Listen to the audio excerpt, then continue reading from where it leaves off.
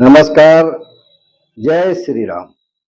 आज बहुत महत्वपूर्ण दिन है। 15 अक्टूबर।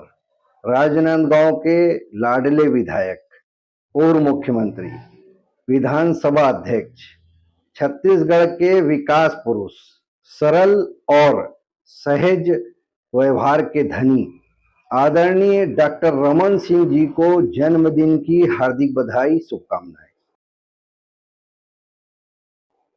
आपके कुशल नेतृत्व में प्रदेश ने अभूतपूर्व प्रगति की है।